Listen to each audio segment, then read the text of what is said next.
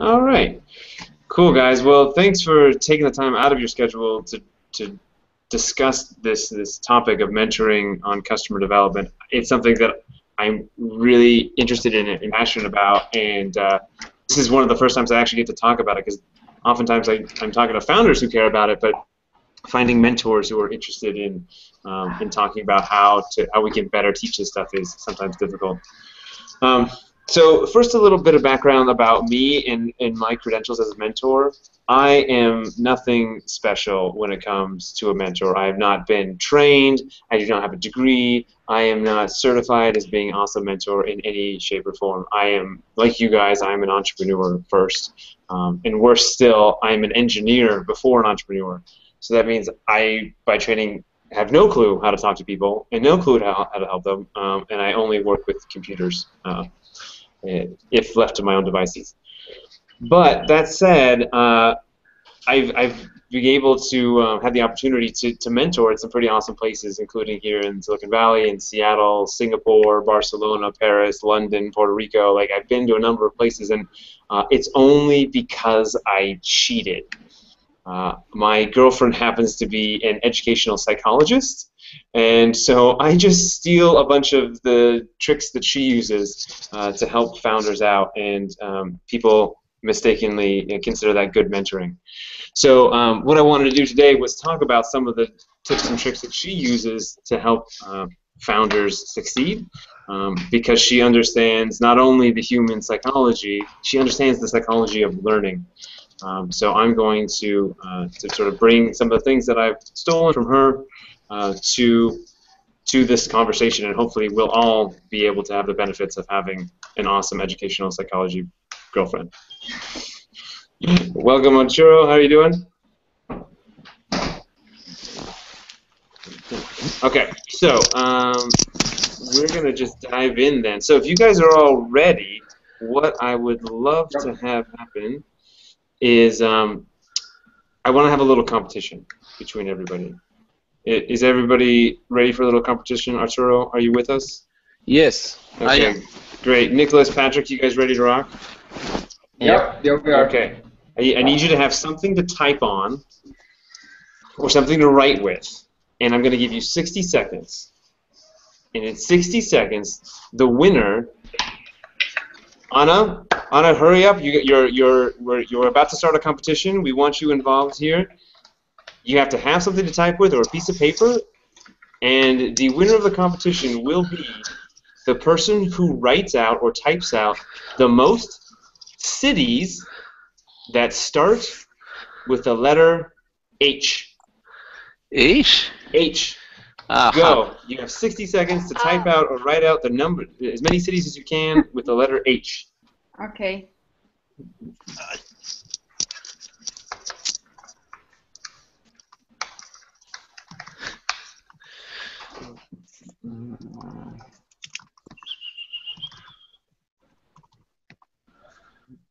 Uh-oh. 40 seconds left.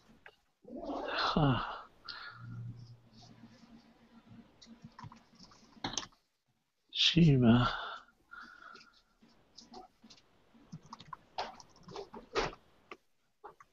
Can we cheat? No, no cheating. No cheating. 15 seconds left. Oh, this is terrible.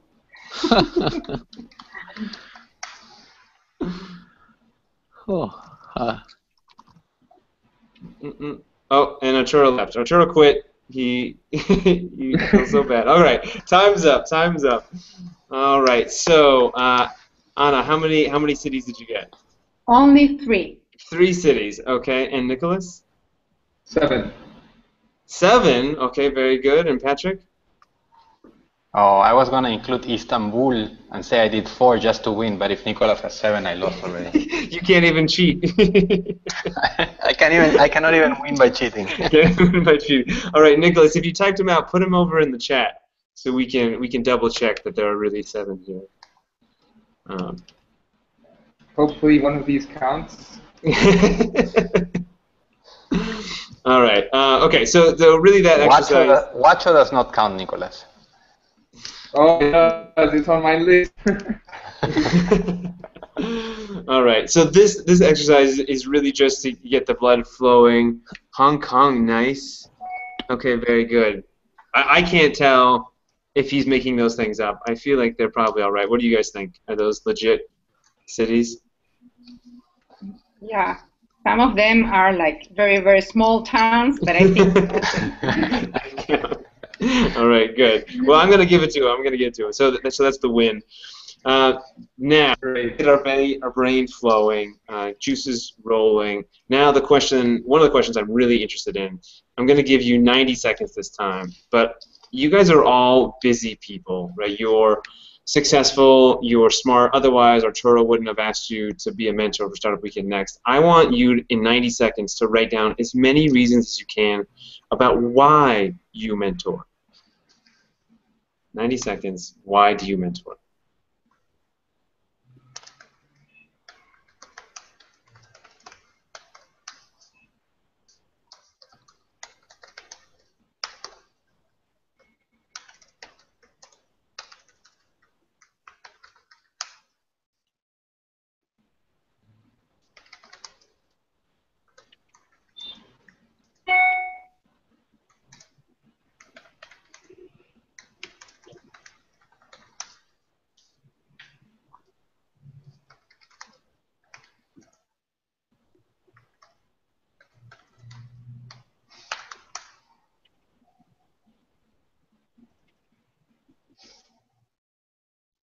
Another 45 seconds or so. Feel free to mention things like it's an ego boost, that I get to have power over people, that I can grow my business. You can be shallow. That's totally an acceptable answer. I like being listened to. I have that one already. Yeah, okay, good. All right, another 20 seconds.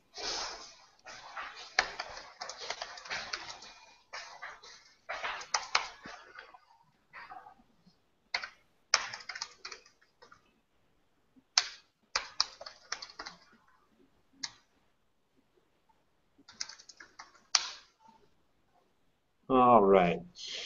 So, did everybody get a chance to get a handful down? Anna, did you get some? Great. Okay. So what I want to do now is I'm going to switch into my Post-it note app here. Can you guys see my little cork board? Yep. Okay, great. So I want to go just around the circle. We'll start with Anna, and we'll go to Nicholas and then Patrick. I want each of you to just say one. Give me the biggest reason why you mentor, and then we'll go around a second time. So Anna, you want to start?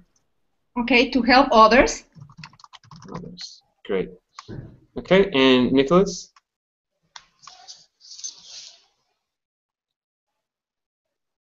Nicholas, you there? Can you hear me? How about Patrick? My main one was similar to Anna, though she has a little bit more street cred. But I think teaching mentoring can make a difference. Make a difference. I think it can make a difference. I'm not saying I'm making a difference. It might make a difference. All right, great. And then, Nicholas, you're muted, by the way. If you just hit the button up at the top there, hopefully you can unmute. Yeah. There you go. What'd you have? I'd like to meet new people and get a sense of what people are thinking or diving into around me. Awesome. Okay, great. All right, and Anna, you want to go? Give me one more. Okay. To share my experience. Great. And Patrick? I like to teach. And why do you like to teach? Because hopefully I've learned something over the last 40 years. Just a little bit. Awesome. Great. Oh, that's the wrong color. Hold on. Hold on. Get it here. Orange.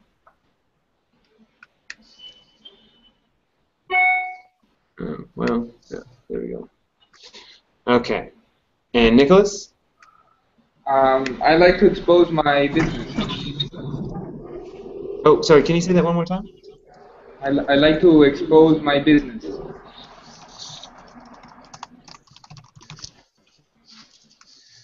Great. All right, so if we just start grouping these, like we start to see some patterns pretty quickly, right? Expose, meet new people, expose my business, like we can see a lot of similarities, right? All right, so I want to do one more round of this. Oh, hey Mario, welcome. Hey, how are you? Sorry Right. for the delay. Good. No worries, no worries. Okay, so what you're just gonna, I'm gonna put 90 seconds on the clock, and what I want everyone to do now is, oh Mario, by the way, do you happen to have headphones, or could you turn down the volume a little bit? There's a little bit of feedback coming in. Yeah, of course. Great, thank you. Okay, so then what I want everyone to do, I'm gonna put 90 more seconds on the clock, and I want you to write out or type out. Mario, I'm just gonna mute you for a second because I get some feedback.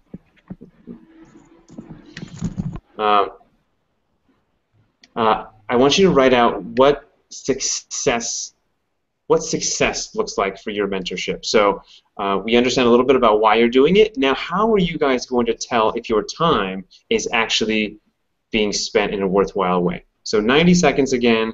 How do you measure the success of your mentoring?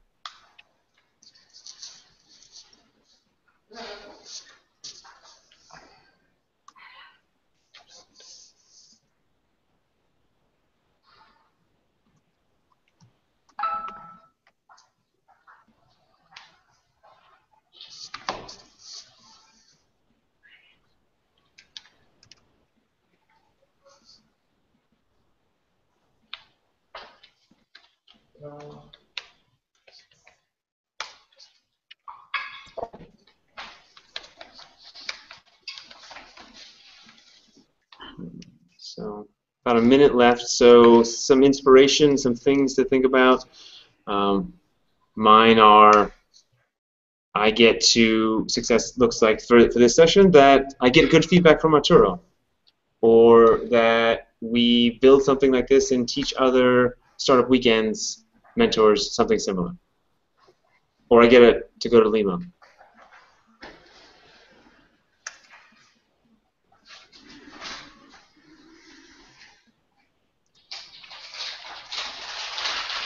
And 20 seconds left.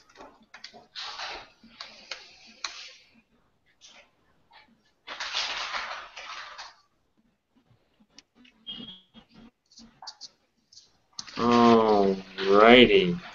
Okay, so I want to do the same post-it note exercise again, and this time I want to go around, we might go around 3 times this time. Mario, I muted you, so you should be able to unmute yourself by clicking the microphone button at the top of the screen. And we'll start with, let's start with Nicholas this time. Nicholas, what do you got for me? What does success look like for you? When I go in deeper than one level of question answer, you know, so when I ask a question, get an answer, but then get another question and go into deeper levels, just people answering my questions. Right, I like it. That's very cool. I like that. Okay, great. And Anna, how about you? When I feel my sharings or the things that I'm telling them are taken into consideration. Gotcha. Let me share. Good sharings taken into consideration. There's no worse feeling than like spending a bunch of time and sharing your expertise than having it ignored, right? Yeah. All right. And Patrick. So when the next conversation is different, similar to what Anna said. Yeah, that's funny, right? Wait, didn't we just talk about this last week? Why are we talking about the same thing again? Yeah, and Mario, like I said, you're muted, so I won't be able to hear you until we get you unmuted, and I don't have that control. So if you don't have that control, we might have to have you pop out and pop back in. Okay. So Mario, like I said, you might have to quit and leave because I can't turn you on now that I've shut you off. Okay, so Nicholas, let's go with you again. When people come up and ask for your feedback, right, voluntarily. Yeah, that makes sense. Okay, and Anna? It's very similar when they keep looking for me or asking for my feedback, like once again after the first time. They like it. Okay. And Nicholas. When I say it again. Oh wait, sorry, Patrick. So I guess I'm a little bit sarcastic on this one, but it's by when I observe a face of bewildered amusement. Yeah.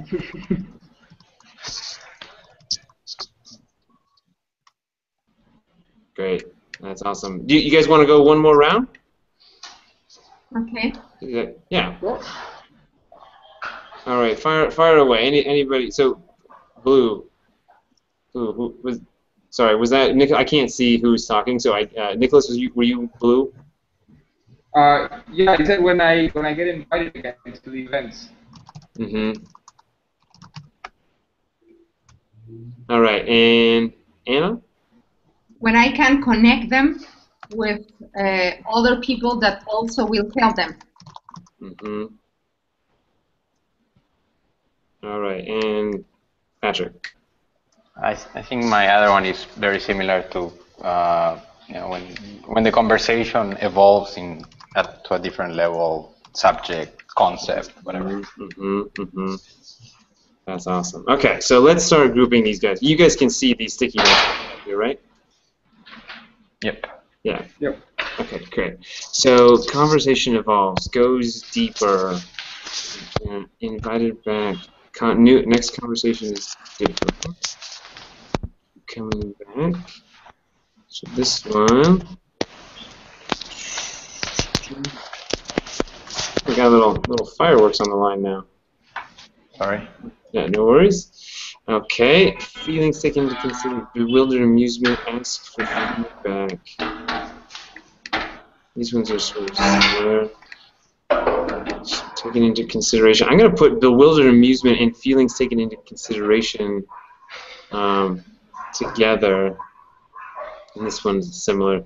Because this feeling of bewildered amusement feels like what happens right before they start taking your feelings into your sharings into consideration. It's sort of like a puppy who turns his head and sort of like, wait, what did you say? And then the aha moment comes. Okay, so this makes sense to me, right? Like we want to keep coming back. Like that's how we know if we're doing a good job. We want to see the conversation evolve, and we want to see an impact, both like literally in their faces, but also see the impact in the change of their business, and that being reflected back upon us when what we've shared has changed them. Does that feel right? Yep. Yeah. Yes. Good. All right. Welcome, Ludmila. Is that how you pronounce your name? Yes, Yes. I am. Welcome. Bienvenidos. Muchas gracias. Thank you. All right. So take a quick look at this. Oh, I'm gonna show you real quick. What we've just done is we've outlined what success looks like for Anna, Patrick, and Nicholas in terms of mentoring. So we talked about why they mentor, but then we talked about how we measure success. And we've got sort of three main groups. That if we keep getting invited back, and if our feedback is continually solicited, that means that we're doing the right thing. If we're getting signs that our feedback is being acted upon, and they're being taken into consideration, and we're seeing that on the faces of the people we're mentoring, that counts as success. And finally, if the conversations are changing, if we're talking about something different every week, we can tell that, again, they're moving forward and possibly because of what we're doing. So now what I want to do is I want to sort of compare that to, here we go. I want to talk about the difference between an expert and an advisor. Okay, so All right, so the difference between an expert and an advisor. So what do you guys think? Just go ahead and throw out, like, what do you guys think a difference between an expert and an advisor might be?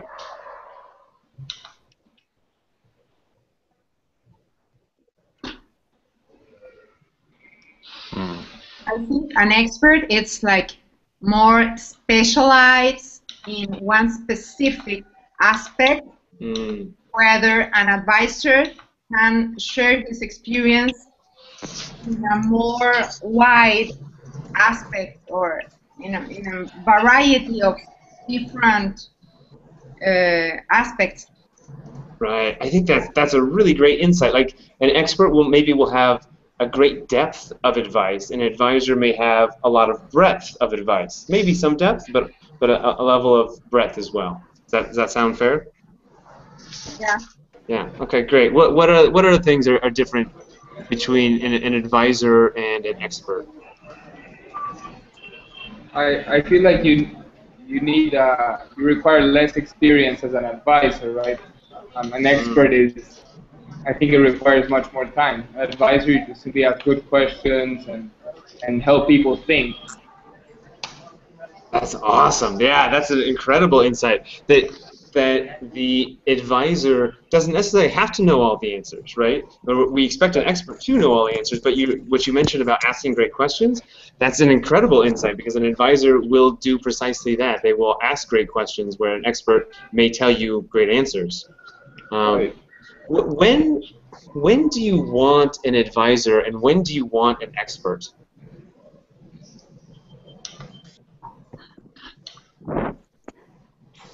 I feel like an advisor might be great for a very early stage when you don't know or you don't have a clue what you're doing, right? And then, like, if you decide you want to do software for, I don't know, media companies, then you might want to get an expert that's going to help you really align your product with those interests, right? Yeah, I think that's another key insight, that when you're at the beginning, you're not quite sure what you're doing, and things are changing all the time. So a consistent advisor is nice to fall back on. But when you start getting specific and you want to really dive into something in a deep way, then it's time to turn to an expert. Right. So I want to just reflect back on the things that we had talked about success-wise. So I'm going to pull back up our Post-it notes here. So if we see things like keep coming back and ask for feedback continually, are these characteristics more of an advisor or an expert? It's more like an advisor, I feel. Yeah, I think you're exactly right, because the expert will have depth of knowledge and then answer a question and then sort of you'll go away, right? The expert will go away and then we'll move on. But if the goal of your mentoring is to keep coming back and be asked for feedback continuously, now you're moving from an expert into an advisory role. You know, that makes sense. Let's take these ones over here. This conversation evolves, goes deeper, and the conversation is different. Does that feel more like an expert or more like an advisor?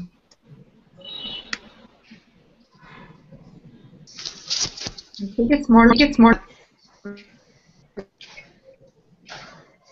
Yeah, that was cool reverb sound. All right, we have someone.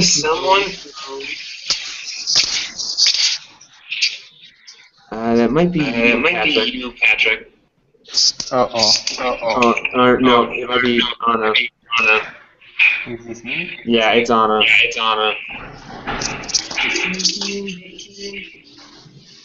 And I've muted Anna, and the problem's fixed. Okay, Anna, if you want to put in headphones, and headphones is going to be the answer for you, or lower your volume, and then you can unmute yourself, hopefully.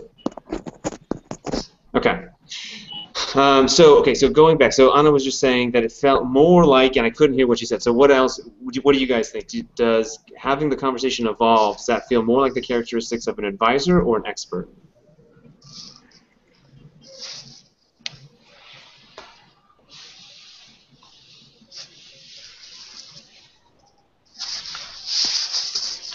Mario, what do you think? It's more advisory because we I mean, when you know more about a specific industry, maybe. Mm-hmm. More, Yep. more. Yeah. Yeah. No, I think you're spot on. That the difference between the advisor is going to have more. You're going to be having different conversations about different topics, and that's going to allow the conversation to evolve.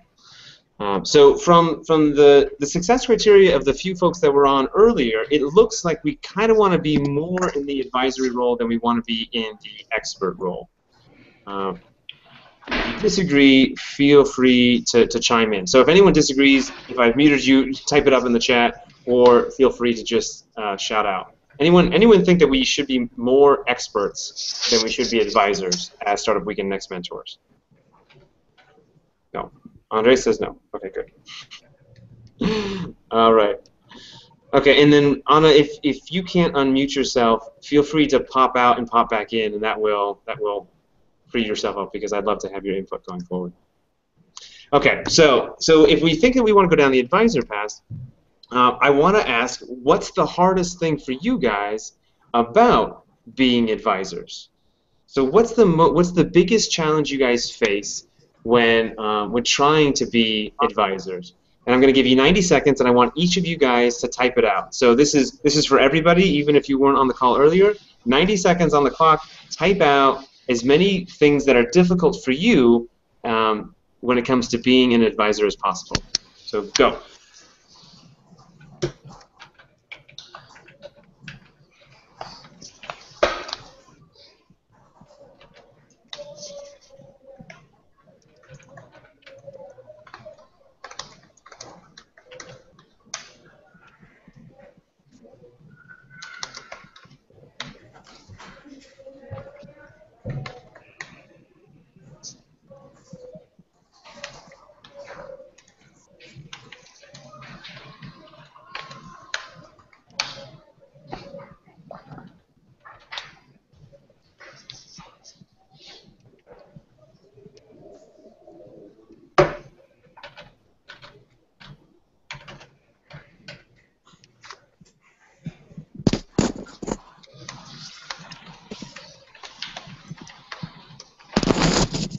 All right, so we got another 30 seconds left. Keep typing out what big challenges do you have. Keep piling them on.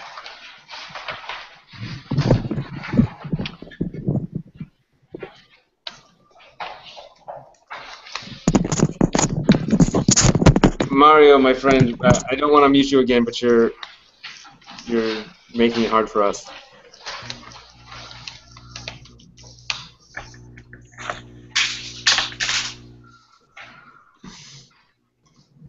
Nice. Okay. And then just 10 more seconds to finish up what you're thinking about.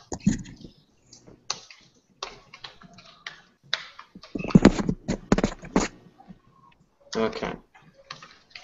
All right, great. So what I'm going to do is I'm going to take some of these that I've heard and I'm going to put them up in the new posted section here. Screen share. Okay. So let's do so Mario, understanding different industries. All right, great.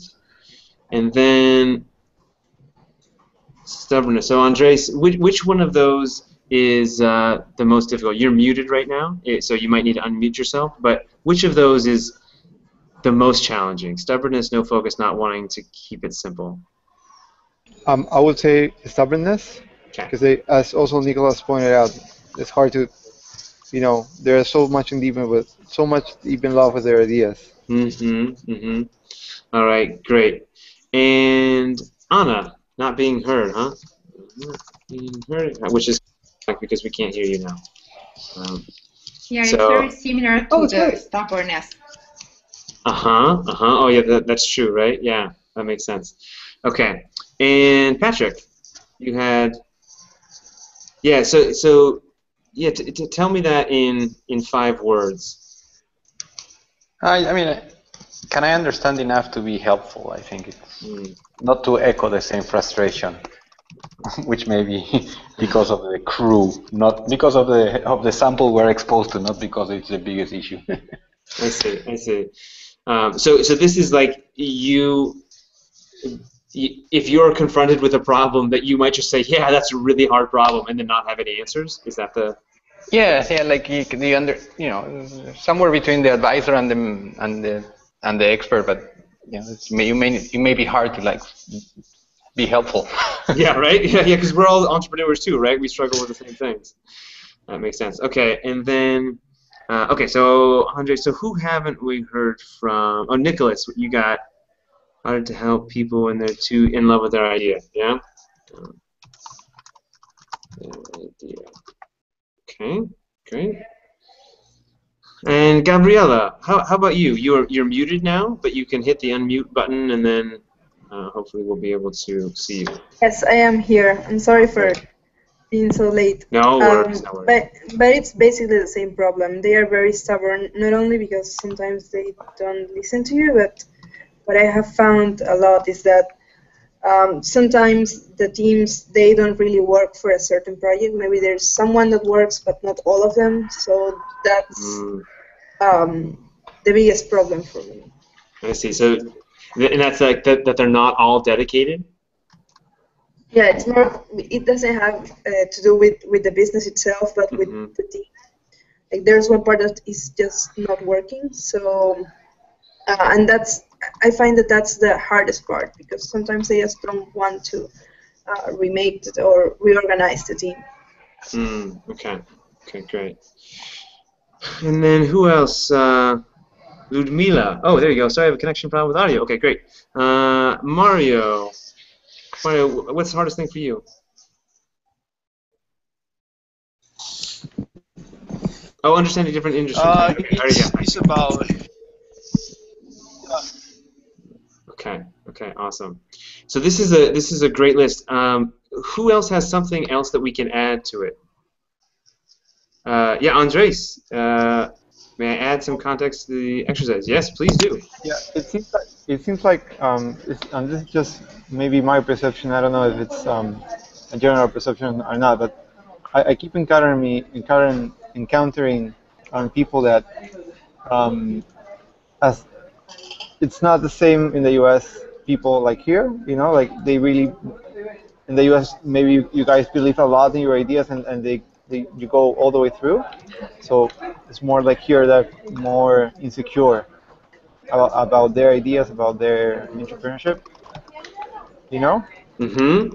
So they feel because a lot of big companies are really established, so they think maybe my idea is not good enough to go beyond.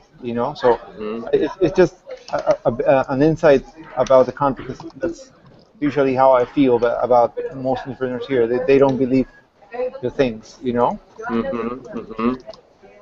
A lack of confidence. Yeah. Great. Okay. Awesome. So other big ones. Anything else that we should add to the board? I definitely want to make sure we get as many problems out here as we can.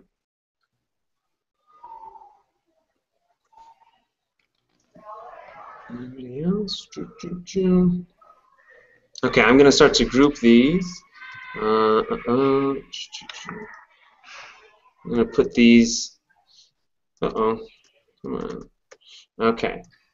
So we can see a pretty so there's definitely understanding, insecure. So these all feel pretty similar. It sounds like not being heard, stubbornness, they're in love with their idea. So like basically we're talking to a brick wall. Does this sound like a fair assessment of the major problems that we're facing? Yeah, could be. Yeah. Okay. I think that's fair. That's reasonable, and it can be very difficult. And I can understand why it would be difficult on all you guys, right? You're volunteering your time. We're all volunteers, right? So to spend our time and waste our energy on someone who's not going to listen, that I can understand why that's frustrating. Now here's the cool part. So when we teach people about customer development, what's the thing that we say they need to do? They need to understand their customers' what?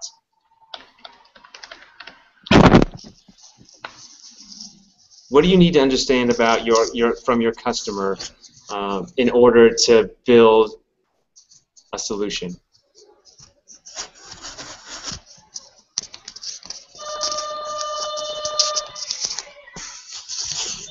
Any thoughts?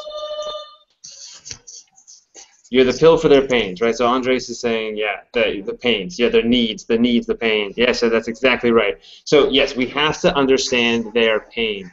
So just like customers have pains, and there are two types of pains they have, right? There are the pains they know they have, and then there are the pains they don't know they have. And a lot of times as mentors, we're talking to a startup and we see that they have a big pile of pain. Like there's all sorts of stuff wrong with their idea. There's like, we want to challenge their existing idea. There's all sorts of things wrong with it.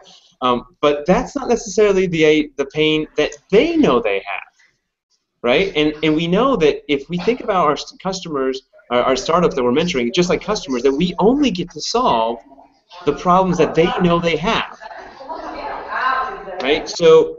So we've got lots of thoughts about like, hey, they've got problems with confidence or their lack of ambition and all this kind of stuff and their stubbornness. But what I want to sort of turn this around a little bit. I want to ask you guys to spend another 90 seconds thinking about what are the problems that they think they have. So 90 seconds again, and I want you to type out and think about, if I went down to your founders and I asked them, what's the hardest part about starting a company? What would they say? Okay, so 90 seconds, the problem from the founder's perspective. Go.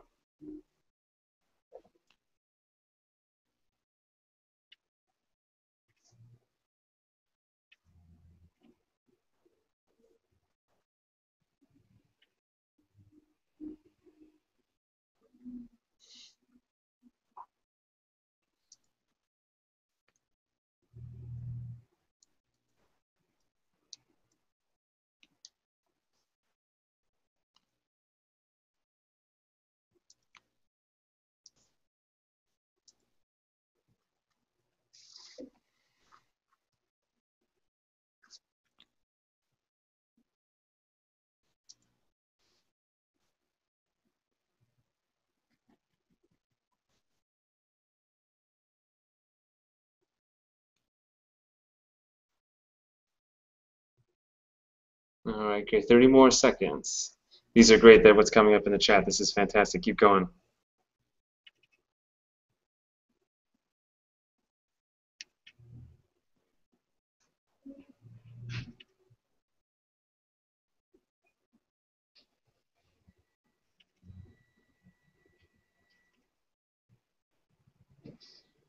All right. Okay, so I'm going to start putting these up on the board as well. Oh, I'm running out of board space. We're doing too good of a job. Okay.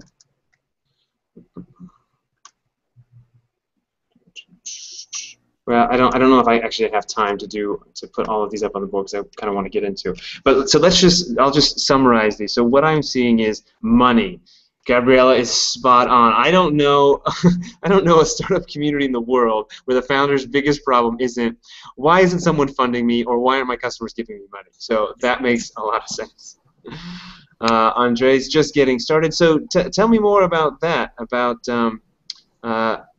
Andres, what is just getting started? Why is that hard? Why would they say that's hard?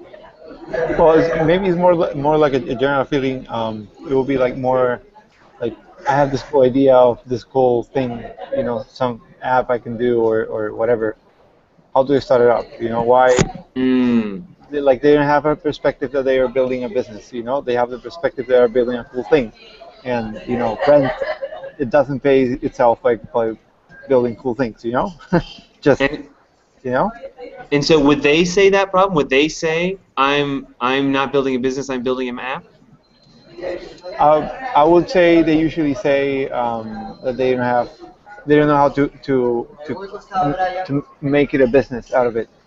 Okay, they're not sure how to. I'm not sure how to make a business out of this thing. So yes, and so it comes the conclusion on Umbrella. We need money, so we need investors. So so we're not building a business. We're just getting money from other guy. Awesome. That's great. Okay. Understanding the culture. Mario, tell me more. Like, if I went up to one of your founders and said, what's the hardest part about starting a company, they would say, understanding the culture? I think sometimes that the founders don't understand how the companies on the or the people in a specific country think, because I don't know, in USA is different than in Peru or in Latin America. Companies, I think, are more open to innovations, maybe. And in Peru, I think is more difficult if you try to launch a disrupt startup. You know what I mean? And so is that something that the startups will actually say themselves? Will they come up to you and say, hey, Mario, you know, my biggest problem is that I don't understand the culture? No, I think it's something that you discover in the road. It's not. So what words would they use? What if I went up to a startup you're mentoring? What would they say is the hardest part, the biggest struggle they're facing? I think it's more understand the culture of the country. That is the thing. Is that what they'd say? What words would come out? Like imagine you're talking to this company and you say, what's the hardest part about starting a company? What would they say? Not what would you say, but what would they say? The market doesn't get me. I think they will say that. So that's why they don't get to sell anything or to find the market, the right niche. And that's part of the problem Mario is talking about, right? Like, what do you, I think that's great. That's a great insight. Mario, do you agree? Is that what they'd say, or would they say something else? No. Yes, that is my idea. It's more about how you understand how the companies think, or I don't know, get a new product or service. Okay, so this is a prime example. Like what we're talking about right here. That I'm giving Mario a hard time, and Gabriel, you're chiming in, and I think you're right. But this is the key difference. Out of the whole hour together, this is where it is. We run into customers we can't help, and we run into stubborn customers when we are trying to solve a problem that they don't have. Just like the startups you're talking to, when they say, look, no one's listening to me, the market isn't ready for me, that's just like a founder saying to you, I'm not ready to hear your advice. Or you saying, the founders aren't listening to me, they're not ready to hear my advice, the culture's wrong here, they're not innovative, blah, blah, blah. The exact same thing is happening. The same thing is happening to your startups as it's happening to you. They're trying to solve a problem that their customers don't have. They do not understand the culture of their customers. And as mentors, when we run into roadblocks, it's often because we don't understand the culture of our founders. So now that's not to say you don't, like, you guys understand their culture. I don't, right? You guys live there. But if we're not thinking from their perspective, if we're not thinking, like, what's the problem they want to solve, then even if we see all the problems in the world, we're not going to be able to help them solve them. Okay, so I've just said something like, so tell me I'm wrong. So I just said something sort of crazy. Tell me what I got wrong. I would just like to understand your point. Mm-hmm. It seems like a good one. So, what are you saying? That I mean, how is our job as advisors? You know, just to maybe bring them down to the floor. You know, and say, what is your idea? What is what you're trying to solve? You know? Yeah, right. Like, what exactly do we do with this information that I just said? Okay, so I'm going to reflect that back onto you guys, right? So here's the deal. Founders have a problem that says, the founder's problem is I need money, I don't understand what my customers want, the market isn't ready for me, blah, blah, blah. That's what they say. And then we see all these other things. How does a great advisor combine this information? What's in the founder's head and what's in your head? So I'm going to toss it back to you guys. What do you think? How do we do this? So in the startup weekends, what we usually do is just have maybe a little brainstorming session, you know, and to try to define, clearly define what are they trying to do, you know. So maybe there will be like, yeah, we have this idea, and I can remember one specific discussion we had with the team. they weren't sure if what they offered was a product or a service, and they ended up going to one way, but they didn't have it clear, you know. Uh-huh. That was kind of, but that was through an hour of brainstorming, just debating and discussing, and so, you know, just to being, we call it in Spanish like being a legal judge, like a, you know, like Okay. being really concrete and concise, and you know. Okay, awesome. So helping them brainstorm that's a great way to help them work through this problem. Patrick, will you say out loud what you typed in the chat? I said we can try to deal with their first pressing problem first. That's my favorite technique. I cheat. Like I said, everything I do is cheating. I just steal the same principles we apply to helping customers, which is if I'm building a startup, I go find my customer, I figure out what their pain is, and then I try and solve it. Right? So if I want to treat a founder as my customer, I ask them, what's the biggest challenge you're up against? And then even though I see 40 other challenges that they're gonna run into, I help them solve the one they're facing right now. Now, I may do that in a way that tries to also knock off some of the other concerns that I have, but my priority number one is helping the founder solve the problem that they're currently tackling. Does that make sense? This isn't a good venue. I don't feel like I feel like if it doesn't make sense, you're not going to yell at me. So I'm going to ask for 3 questions, 3 more questions. That was a great question, Andre. So 3 more questions before I move on. Yeah, Mario, fire away. You made a sound, so now you have to ask me a question. No? Anna, ask me a question. Somebody ask me a question.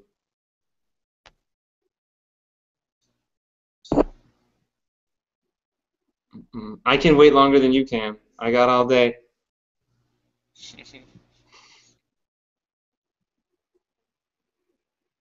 Okay, I'm going to lower. You guys are winning. I just need one question. Then, how do you get them to have more confidence? Okay, so if their problem is more confidence, how do you get them to have more confidence? That is a fantastic question, Andres. Wow, that is really insightful. I think it's a really important problem.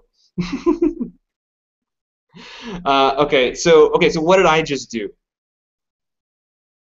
About what? So you just asked. The question, and then you replied with yay, right? So what did I do to get you to reply with yay? Yeah, just be excited about the idea, right? Be encouraging, right? Like, so these people are all, yes, be excited about the idea. You're spot on. Like, not necessarily about the idea, fake empathy.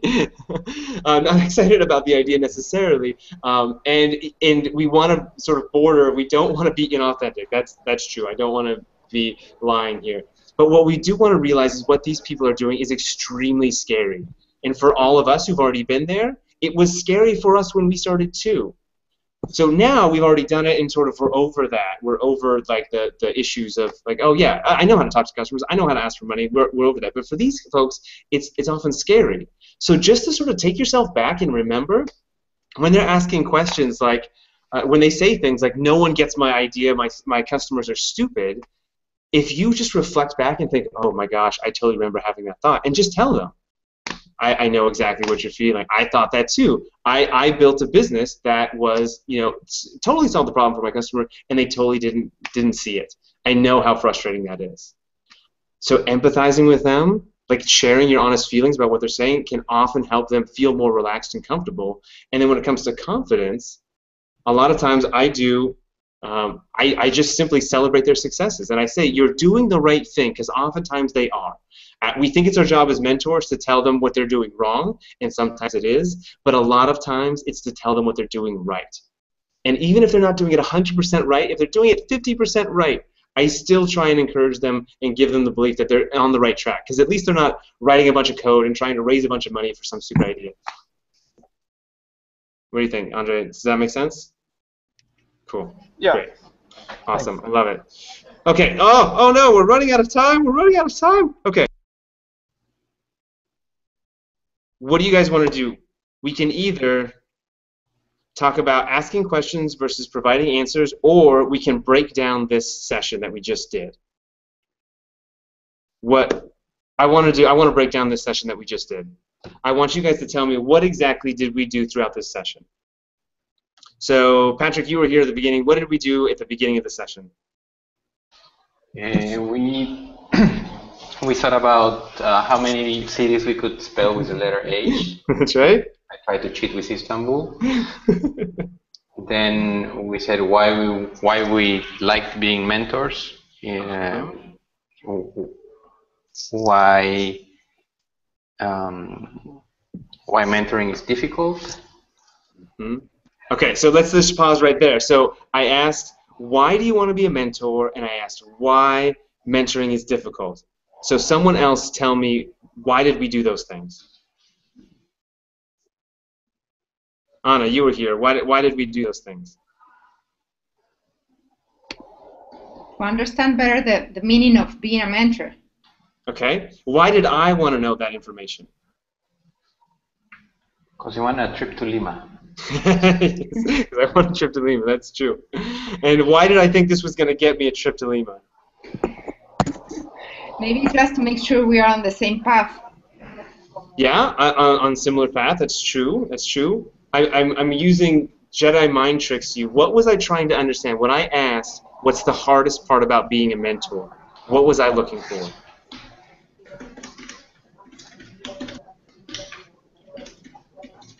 What's our problem? Yes, that's exactly right. I was looking for your problem. I was trying to understand, what pain are you guys struggling with? Because if I just came here and I gave you a slide deck and said, hey, the best way to help founders is to understand their pain and then tell them how to fix it or ask them questions about it, right? Maybe that's effective, maybe it's not. But when I can get you to say, you know, what my biggest problem is stubborn founders, then I can say, oh, by the way, a solution to stubborn founders is to understand their problem and help them solve it. My hope is that I'm solving the problem you guys are actually facing. Gabriella, thoughts, questions? Okay. Sorry, I froze out. No worries. Okay, does that make sense, what we just did? Like, okay, so then talk to me after, what happened next? After I asked what the problem was, what did we do next?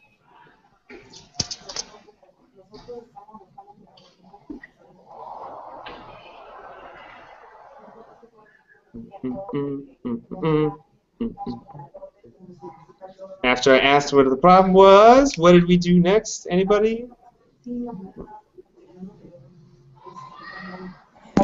You asked how we deal with it now? So like, hey, yeah, how do you deal with it? And then we got into the actual solution, right? And the solution is a little bit, I could have done better, arguably, by helping you guys walk towards the solution with some questions. But speaking of like how we solve the problem, how many statements have I made versus how many questions have I asked?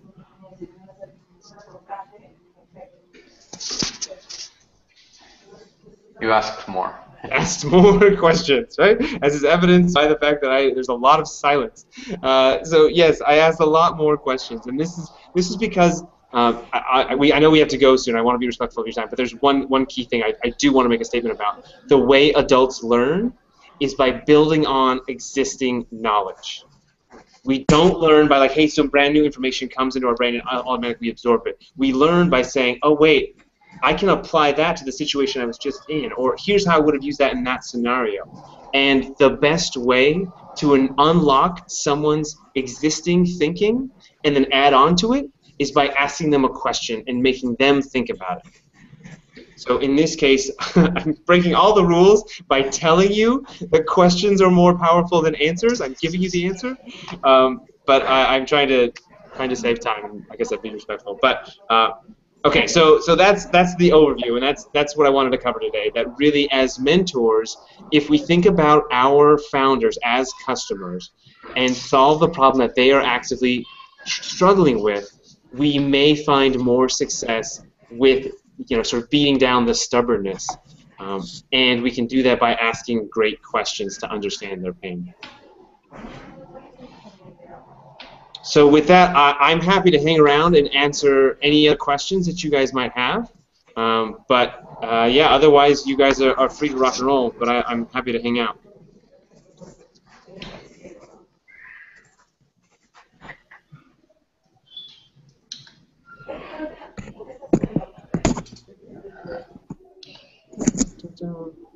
Bye, Andres. Thanks for your input and your questions.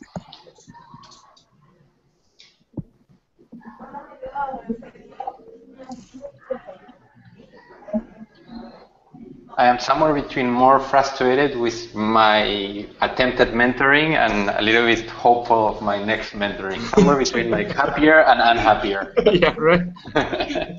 Yeah. So my girlfriend says that she can tell if therapy has gone well with someone if they leave her office sadder than when they left, when they came in, because that means that she somehow unlocked something in them.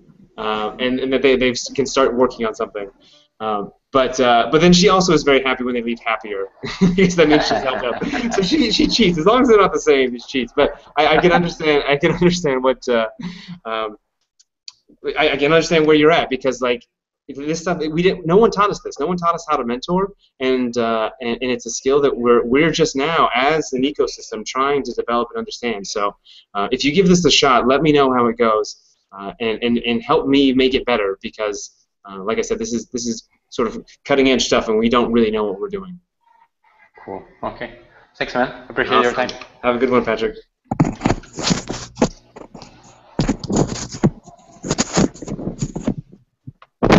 All right, Mario, Ludmila, unless you have any other questions. Going once, going twice. All right, I'll see you guys later.